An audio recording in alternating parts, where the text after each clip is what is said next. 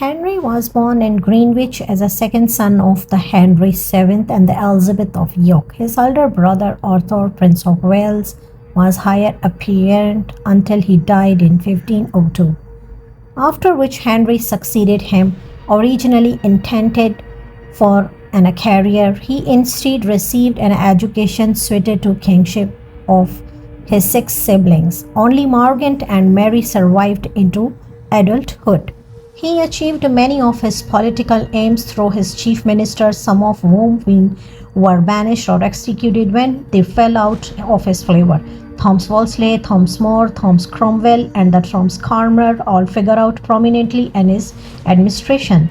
He converted that money formerly paid to the Rome in the Royal Avenue. Despite the money from these sources, he was often of the verge of financial ruin due to the personal extravagance and the cost is his highly largely in productive wars with the France, Scotland.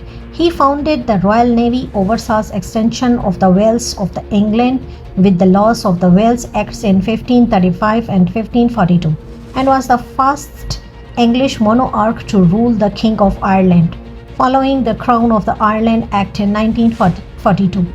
Henry considered him as an attractive, educated, and accomplished king.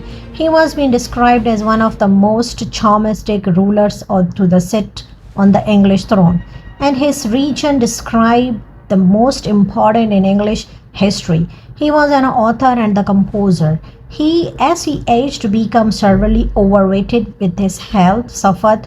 He was frequently characterized in his later life as lustful, paranoid, and the tyrant monarch. He longed for a son and heir, which is finally received from his third wife, Jenny Seymour. Jenny Seymour's son succeeded Henry Edward VI Northlands, his daughter, his first and the second wives acceded to the throne in turn as Mary and Elizabeth.